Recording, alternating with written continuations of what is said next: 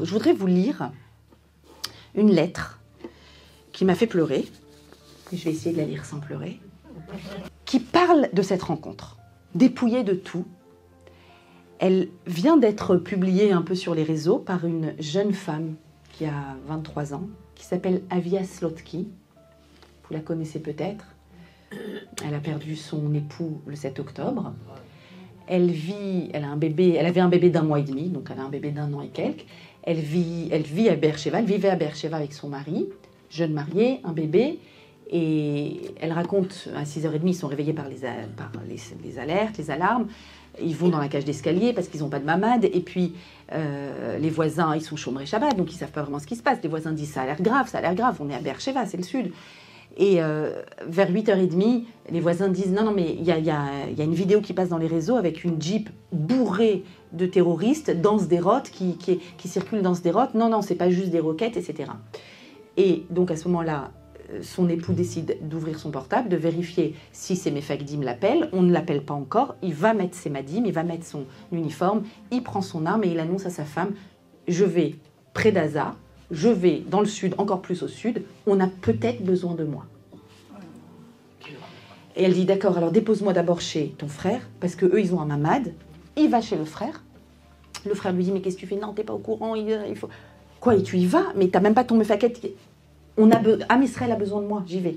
Moshe, j'y vais. Et son frère lui dit, bah, tu vas pas seul, j'y vais avec toi.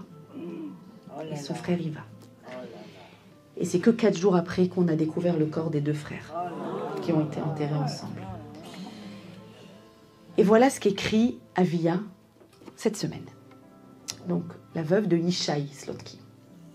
Je vous lis dans ces mots. Je l'ai juste traduit de l'hébreu au français. Je suis rarement allée sur la tombe d'Yishai cette année, parce que je ne m'y retrouve pas. Mais ce vendredi, j'ai souhaité y aller, peut-être à cause du dit Tevet.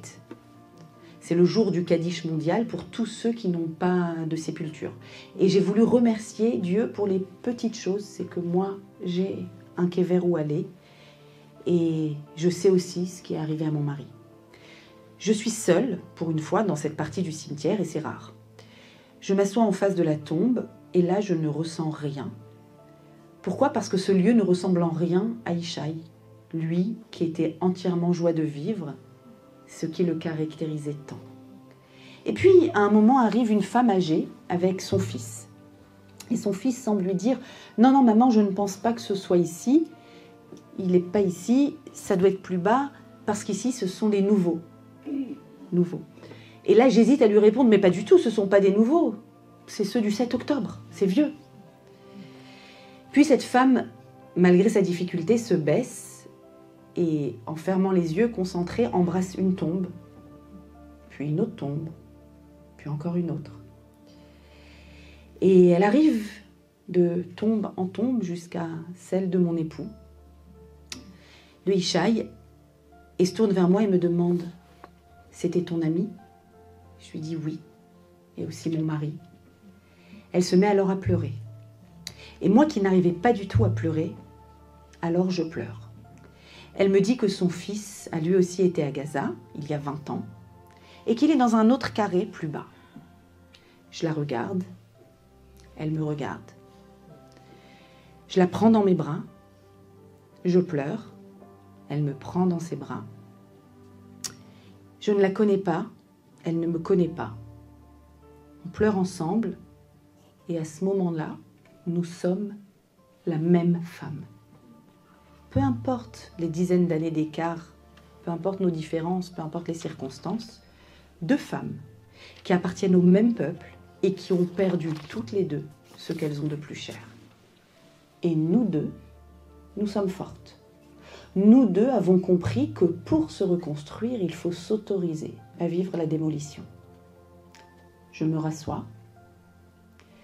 Elle me regarde, sourit et dit « Koumi, Shabbat Hayom !» Debout, c'est Shabbat aujourd'hui. Alors, je me lève, mais avec de nouvelles forces. Je regarde s'en aller cette femme qui vit depuis 20 ans avec un trou dans son cœur et qui a réussi à se lever.